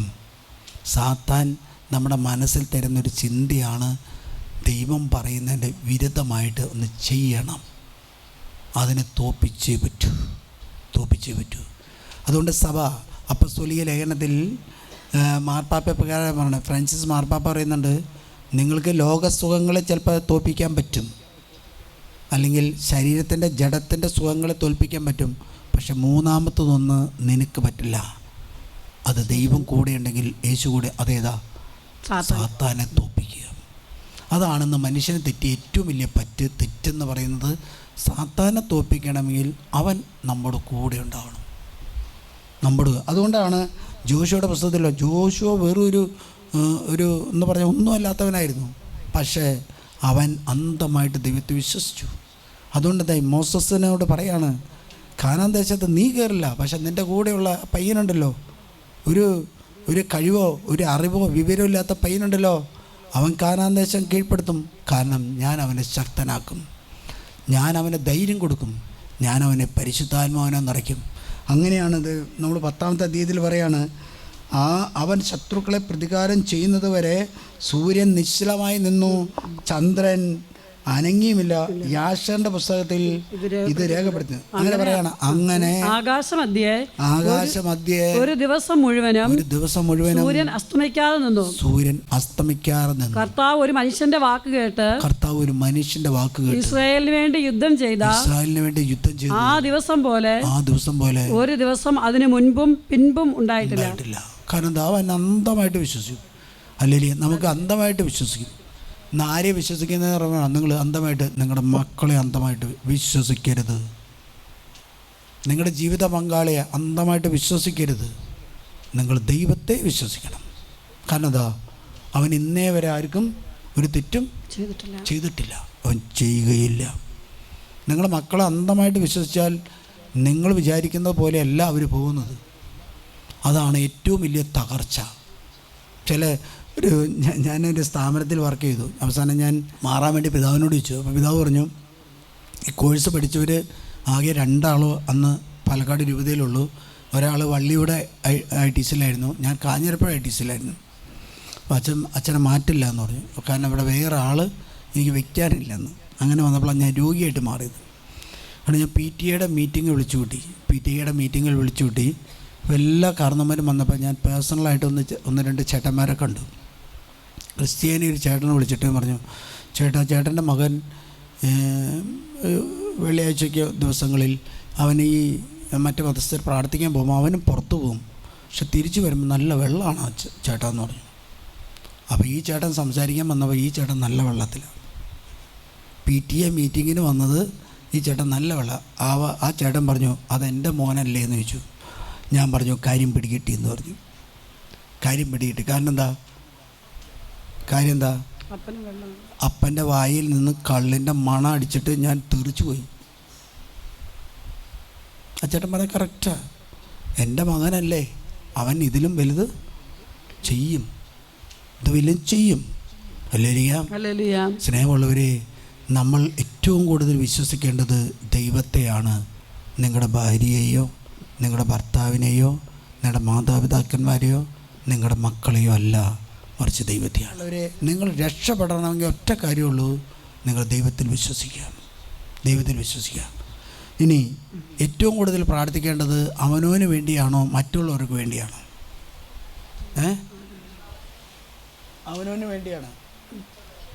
അവനവന് വേണ്ടിയാണ് പ്രാർത്ഥിക്കണം എന്നുള്ളവർ ഒന്ന് കൈയെടുത്തു.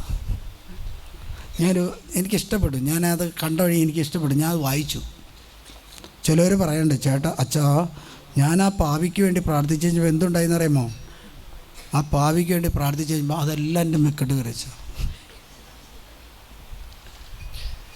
അപ്പം ഞാൻ ചേട്ടനോട് ചോദിച്ചു, ചേട്ടാ അങ്ങനെയാണെങ്കിൽ ഞാൻ എത്രയോ മദ്യപാനികൾക്ക് വേണ്ടി പ്രാർത്ഥിച്ചിട്ടുണ്ട്, ആ മദ്യപാനം എല്ലാം എൻ്റെ മേൽക്കിട്ട് കയറില്ലേ? ഹല്ലേലൂയ.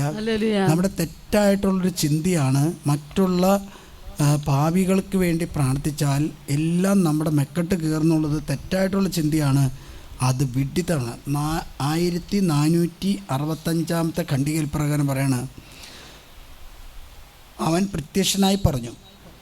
അപ്പോൾ ആരാണെന്ന് നിങ്ങളെന്ന്, പാപികൾക്ക് വേണ്ടി പ്രാർത്ഥിക്കരുത്, നിനക്ക് വേണ്ടിയാണ് നീ പ്രാർത്ഥിക്കേണ്ടത്, അല്ലെങ്കിൽ നീ നശിച്ചു പോകും.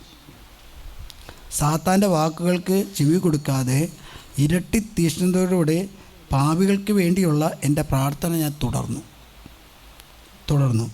ആ ദുഷ്ടാരൂപി അരിശപ്പെട്ടു. അരിശപ്പെട്ട് അലറിക്കൊണ്ട് വിളിച്ചു പറഞ്ഞു, ഓ നിൻ്റെ മേൽ എനിക്ക് അധികാരമുണ്ടായിരുന്നെങ്കിൽ. അപ്പോൾ മറ്റുള്ളവർക്ക് വേണ്ടി പ്രാർത്ഥിക്കാത്ത വ്യക്തിയുടെ മേൽ ആർക്ക് അധികാരമുണ്ട്?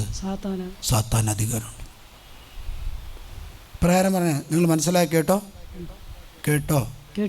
എന്താണ്? പാപികൾക്ക് വേണ്ടി നീ പ്രാർത്ഥിക്കരുത്. പ്രത്യക്ഷപ്പെട്ടത് ആരാണെന്നാൽ ലൂസിഫർ. ഇപ്പം ലൂസിഫറിനെ കാണാൻ വേണ്ടി എല്ലാവരും എവിടെയാണ് പോകുന്നത് വെച്ചാൽ തിയേറ്ററിലാണ് പോകണം. അത് ഇറക്കിയ ആ നടൻ പറഞ്ഞിട്ടുണ്ട്, എൻ്റെ മക്കളെ ഇതുവരെ കാണിച്ചു കൊടുത്തിട്ടില്ല. ഒരു മോളാണ് ഉള്ളത്, കാണിച്ചു കൊടുക്കുകയില്ല. കാരണം എന്താണെന്ന് പറയുമ്പോൾ എൻ്റെ പടങ്ങളിൽ അല്പം ഹൊററും മറ്റതൊക്കെ ഉണ്ട്, അത് കണ്ടാൽ എൻ്റെ കൊച്ചു നഷ്ടപ്പെടും. അങ്ങനെയുള്ള ചില മനുഷ്യരെ തിന്നുന്ന മനുഷ്യരുണ്ടെന്ന് മനസ്സിലായി നമുക്ക്. അല്ലേ? സോഷ്യൽ മീഡിയയിൽ ഒരു അഭിമുഖം ഒരു TV ചോദിച്ചപ്പോൾ കൊടുത്ത കേസാണ്. എന്നിട്ട് പറയാം, ഇനി ഒരു സിനിമ എടുക്കാനുണ്ട്, അതെൻ്റെ മക്കളെ കാണാൻ എനിക്ക് കാണാനാണ്. അല്ലേ? അപ്പോൾ തൊട്ട് മേടിക്കുന്നവരുണ്ടെന്ന് മനസ്സിലായി. മനുഷ്യ മക്കളെ കൊന്ന് തൊട്ട് മേടിക്കുന്നവരുണ്ടെന്ന് മനസ്സിലായി. അല്ലേ? അല്ലെങ്കിൽ നീ നശിച്ചു പോകും. സാത്താൻ്റെ വാക്കുകൾ ചെവി കൊടുക്കാതെ ഇരട്ടി തീഷ്ണതയോടെ പാപികൾക്ക് വേണ്ടിയുള്ള എൻ്റെ പ്രാർത്ഥന ഞാൻ തുടർന്നു. ആ ദുഷ്ടാരൂപി അരിശപ്പെട്ട് അലറിക്കൊണ്ട് പറഞ്ഞു, ഓ നിൻ്റെ മേൽ എനിക്ക് അധികാരമുണ്ടായിരുന്നെങ്കിൽ. അപ്പോൾ അവൾ ആരുടെ സന്താനമായിട്ട് മാറി? യേശുവിൻ്റെ. അപ്പോൾ അവളെ ദൈവം ഇടപെട്ട് അവളുടെ മേലുള്ള സാത്താൻ്റെ അധികാരത്തെ ദൈവം ഇല്ലായ്മ ചെയ്തു. പറയുന്ന കാര്യം മനസ്സിലാവുന്നുണ്ടോ? അതുകൊണ്ട് പാപികൾക്ക് വേണ്ടി പ്രാർത്ഥിക്കണം. ഞാൻ അമ്മച്ചിയുടെ പ്രാർത്ഥന കേട്ടപ്പോൾ കരച്ചിൽ കേട്ടപ്പോൾ എനിക്ക് സങ്കടം തോന്നി. ഞാനിവിടെ നിന്ന് പ്രാർത്ഥിക്കുന്നത് എന്തിനാണെന്ന് വെച്ചാൽ ഇങ്ങനെ അനേകരെ കരഞ്ഞ് പറയാം, അച്ഛാ ഞാൻ എന്ത് ചെയ്യണം, ആത്മഹത്യ ചെയ്യണം അച്ഛാ, എൻ്റെ കുടുംബം ഞാൻ മക്കളെ വളർത്തി, മക്കൾ ജോലി കിട്ടി, മക്കൾക്ക് ഇഷ്ടമായ സമ്പത്തായി. ഇന്ന് അവർ പറയാ എച്ചിൽ തിന്നാൻ അമ്മ വന്നിരിക്കുകയാണോ, എച്ചിൽ തിന്നാൻ അപ്പം വന്നിരിക്കുകയാണോ? അതിൻ്റെ അർത്ഥം എന്താ? കുടുംബം പിശാചിൻ്റെ കുടുംബമായിട്ട് മാറി, സാത്താൻ്റെ കുടുംബമായിട്ട് മാറി.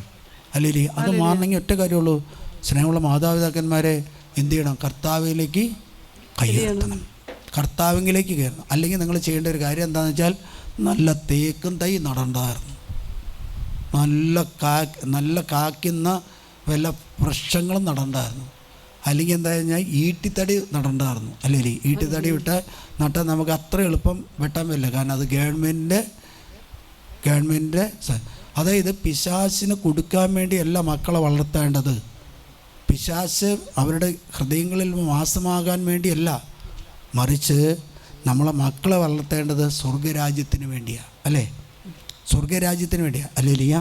ഇത്രയും നാൾ നമുക്കൊരു കാര്യം ഉണ്ടായിരുന്നു, ഈ പെണ്ണുങ്ങളെ വിശ്വസിക്കാമായിരുന്നു. കാരണം ആണുങ്ങൾ ചില ചതിയന്മാരൊക്കെ ഉണ്ടെന്ന് നമുക്ക് ഇപ്പം വിശ്വസിക്കാൻ പറ്റാതെ ആരെയാണെന്ന് വെച്ചാൽ ചേച്ചിമാരെയാണെന്ന് ചേച്ചിമാർ പറഞ്ഞു. എന്താ കഷ്ടം! ഈ കാലഘട്ടത്തിൽ ഏറ്റവും കൂടുതൽ വിശ്വസിക്കാൻ പറ്റാത്തത് സ്ത്രീകളെയാണ്. അപ്പോൾ എന്തായി? അവൾ വന്നു. ആരാണ്? ആദ്യത്തെ സ്ത്രീകളിൽ വന്നു കൂടിയിട്ടുണ്ട്. ആരാണ്? ഹവ്വയുടെ സ്വഭാവത്തോട് കിടന്നാൽ പിശാച കുടുംബത്തിലുണ്ട്. അവൾ എന്ത് ചെയ്യണം? അമ്മയുടെ സ്വഭാവത്തോടു കൂടി വരണം. പരിശുദ്ധ അമ്മയുടെ സ്വഭാവ രൂപീകരണം പ്രാപിക്കണം.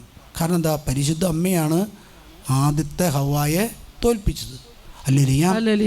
അപ്പോൾ ആദ്യത്തെ ഹവ്വ വരുന്നുണ്ടെങ്കിൽ അതിൻ്റെ കൂടെ ആരുണ്ടാവും? ആദ്യത്തെ ആദവും ഉണ്ടാവും. ആദത്തെ തോൽപ്പിച്ചത് ആരാണ്? ഈശോ മിശിഹ. അതുകൊണ്ടാണ് യോഹന്നാൻ്റെ സുവിശേഷത്തിൽ മനോഹരമായിട്ട് വിവരിക്കുന്ന സംഭവമാണ്, ഈശോയുടെ തിരുശരീരവും തിരുരക്തവും സ്വീകരിക്കുന്നവൻ എന്നേക്കും ജീവിക്കും. ഇനി നമ്മൾ ഈ പെസഹ കാലത്ത് വായിക്കുന്ന ഒരു ലേഖന ഭാഗമുണ്ട്. അതേതാണെന്ന് വെച്ചാൽ ഏതായിരിക്കും? കൊരിന്ത്യർ എഴുതിയ ലേഖനത്തിൽ 11-ാമത്തെ അധ്യായത്തിൽ 25 തൊട്ടുള്ള അവർ ഇപ്രകാരം പറയാണ്, ഞാനൊരു പുതിയ ഉടമ്പടിയെക്കുറിച്ചാണ് പറയുന്നത്. അല്ലേ? ആ പുതിയ ഉടമ്പടിയെക്കുറിച്ച് പറയുന്നത് ഇപ്രകാരം. എന്നിട്ട് പറയാണ്, അതിൽ 28 തൊട്ടുള്ള വാക്യത്തിൽ പറയാണ്, ആരെങ്കിലും അയോഗ്യതയോടെ 1 കൊരിന്തോസ് 11 ഈ പെസഹ തിരുനാളിന് എല്ലാ പെസഹ തിരുനാളിനും വായിക്കുന്ന ഒരു ലേഖനം അതാണ്. ഇന്നേ വരെ സഭ മാറ്റിയിട്ടില്ല. അല്ലേലിയ തന്മൂലം ആരെങ്കിലും അയോഗ്യതയോടെ കർത്താവിന്റെ അപ്പം ഭക്ഷിക്കുകയും ഭക്ഷിക്കുകയും പാത്രത്തിൽ നിന്ന് പാനം ചെയ്യുകയും ചെയ്താൽ അവൻ കർത്താവിൻ്റെ ശരീരത്തിനും രക്തത്തിനുമെതിരെ തെറ്റ് ചെയ്യുന്നു. അപ്പോൾ യൂദാസുമാരുണ്ടാകുന്നു. നീ വിശുദ്ധിയില്ലാതെ ഈ വസ്തു സ്വീകരിച്ചാൽ നീ മറ്റൊരു യൂദാസ് കറിയാത്തതായിട്ട് മാറും. എന്നിട്ട് പറയുന്ന 3 കാര്യങ്ങൾ പറയാം. ഒന്ന്, നിനക്ക് ആത്മീയ മരണം സംഭവിക്കും. ഒന്ന്, നീ ബലഹീനനാകും. ഒന്ന്, നീ രോഗിയായിട്ട് മാറും. നീ രോഗിയായിട്ട് മാറും, നീ ദുർബലനായിട്ട് മാറും. മൂന്നാമത് പേര് നീ മരിച്ചു പോകും. ആത്മീയ മരണം ശാരീരിക മരണത്തിലേക്ക് പ്രവേശിക്കും. ഹല്ലേലൂയ. ഇന്ന് ക്രിസ്ത്യാനിയുടെ ആയുസ് എത്രയാണ്? നമ്മുടെ പിള്ളേരുടെ ആയുസ് 30, 40, 45. നമ്മുടെ കാരണവരെ പഴയ നിയമത്തിലെടുത്ത് വായിച്ചോ 300, 400, 700, 800 വർഷം ജീവിച്ചിരിക്കുന്ന. ഹല്ലേലൂയ. ഹല്ലേലൂയ. ഹല്ലേലൂയ. അവർ മരിക്കാൻ വേണ്ടി പ്രാർത്ഥിച്ചിരുന്നു. നമ്മുടെ പിള്ളേർ മരിക്കാതിരിക്കാൻ വേണ്ടി കാരണവർ പ്രാർത്ഥിക്കുന്നു. അല്ലേ? കാരണം എന്താ? ഈ വിശുദ്ധ കുർബാനയുടെ യോഗ്യത ഇന്ന് ക്രിസ്ത്യാനി തിരിച്ചറിയുന്നില്ല. ഈ വിശുദ്ധ കുർബാനയുടെ ശക്തി ക്രിസ്ത്യാനി തിരിച്ചറിയുന്നില്ല. ഈ വിശുദ്ധ കുർബാനയുടെ ശക്തി ആര് തിരിച്ചറിയുന്നുണ്ടോ? ബ്ലാക്ക് മാസുകാർ ഈ വിശുദ്ധ കുർബാനയുടെ ശക്തി അവർ തിരിച്ചറിയുന്നു. അതുകൊണ്ടാണ് 2 ലക്ഷവും 1 ലക്ഷവും 3 ലക്ഷവും കൊടുത്ത് ഒരു ഓസ്തി വാഴ്ത്തിയത് അവർ കൊണ്ടുപോകുന്നത്. കാരണം ക്രിസ്ത്യാനിയുടെ ശക്തി വിശുദ്ധ കുർബാനയിലാണെന്ന് സാത്താൻ ആരാധകർക്ക് മനസ്സിലായി. ഹല്ലേലൂയ. ദൈവത്തെ നിഷേധിക്കുന്നവർക്ക് മനസ്സിലായി. ആ സാത്താൻ നിഷേധികൾ ചെയ്യുന്ന 2 കാര്യങ്ങൾ. ഒന്ന്, വെള്ളിയാഴ്ച മാംസം വർജിക്കുന്നത് ഇല്ലാതാക്കുക. മാംസവർജനം പിശാചിന് ഏറ്റവും കലിയാണ്. രണ്ടാമത് എന്താണെന്ന് വെച്ചാൽ കർത്താവിൻ്റെ ദിവസം ഇല്ലാതാക്കുക. കർത്താവ് എന്താ? ഈ നമ്മുടെ ശരീരത്തിൻ്റെ മരണം, ജഡത്തിൻ്റെ മരണം അല്ലെങ്കിൽ പാപത്തിൻ്റെ മരണം ഇല്ലാതാക്കിയത് എന്നാണെന്ന് വെച്ചാൽ ഈസ്റ്ററാണ്. അത് സന്തോഷത്തിൻ്റെ. എല്ലാവരും എഴുന്നേറ്റത്, എല്ലാവരും. അതുകൊണ്ട് വിശുദ്ധ കുർബാനയോട് അഭേദ്യമായിട്ട് ബന്ധമുള്ള ഒരു വ്യക്തിയെയും ഒരിക്കലും പിശാചിന് കീഴ്പ്പെടുത്താം. വിശുദ്ധ കുർബാന എന്ന് പറയുമ്പോൾ അത് വചനത്താലാണ് കുർബാനയായിട്ട് മാറുന്നത്. അല്ലെങ്കിൽ കൂദാശ വചനം ഉച്ചരിക്കുമ്പോഴും റോഗാത കുരിശ പ്രാർത്ഥന ചെയ്യുമ്പോഴും പരിശുദ്ധാത്മാവ് ആശ്രയിക്കാൻ വേണ്ടി പ്രാർത്ഥിക്കുമ്പോഴും അത് വചനമാണ്. ആ വചനം ഉച്ചരിക്കുമ്പോൾ ആ തിരുവോസ്തിയും ആ തിരുരക്തവും രൂപാന്തരീകരണം കണ്ണുകളടയ്ക്കുക. കരങ്ങളൊന്ന് ഉയർത്ത. കർത്താവേ, പരിശുദ്ധ കുർബാനയുടെ ദിവ്യരഹസ്യങ്ങൾ എനിക്ക് വെളിപ്പെടുത്തി തരണമേ. അതാണ് പ്രാർത്ഥിക്കേണ്ടത്. വെളിപ്പെടുത്തുന്ന പരിശുദ്ധാത്മാവാ. നിനക്ക് കുർബാനയുടെ രഹസ്യം തിരിച്ചറിയാൻ പറ്റണോ? നീ പരിശുദ്ധാത്മാവിൽ ആശ്രയിക്കുക. നീ പുലർച്ചയ്ക്ക് എഴുന്നേറ്റ് പ്രാർത്ഥിക്കുക. നിന്റെ ജീവിതത്തെ നീ കരുപ്പിടിപ്പിക്കണോ? നിങ്ങളുടെ ജീവിതത്തെ തിരിച്ചു പിടിക്കണോ? 3-3.5 കണ്ട് പ്രാർത്ഥിക്കുക. സങ്കീർത്തന പുസ്തകം 18:1 മുതൽ പറയാം, എൻ്റെ ശക്തിയുടെ ഉറവിടമായ ദൈവമേ, ഞാൻ അങ്ങയെ ആരാധിക്കുന്നു. ഹല്ലേലൂയ. എൻ്റെ ശക്തിയുടെ ഉറവിടമായ ദൈവമേ, ഞാൻ അങ്ങയെ. എല്ലാവരും കണ്ണുകളടച്ച് കരങ്ങളുയർത്തി. നീ തോൽക്കുന്നതിൻ്റെ, നീ പരാജയപ്പെടുന്നതിൻ്റെ, നീ രോഗിയായിട്ട് മാറുന്നതിൻ്റെ, നീ തകരുന്നതിൻ്റെ, നിൻ്റെ കുടുംബം തകരുന്നുണ്ട്, നിൻ്റെ മക്കൾ തകരുന്നതിൻ്റെ കാരണം പരിശുദ്ധ കുർബാനയുടെ ദിവ്യശക്തി നീ തിരിച്ചറിയുന്നില്ല. അതിനുവേണ്ടി പുലർച്ചയുടെ ആരംഭത്തിൽ ഉണർന്നിരുന്ന് പ്രാർത്ഥിക്കാൻ കർത്താവ് ഞങ്ങളോട് പറയുന്നത് കരങ്ങൾ ഉയർത്തട്ടെ. മോശസ് കരങ്ങൾ ഉയർത്തി. ഇസ്രായേൽ ജനം വിജയിച്ചു. കരങ്ങൾ ഉയർത്തി സ്തുതിക്കട്ടെ.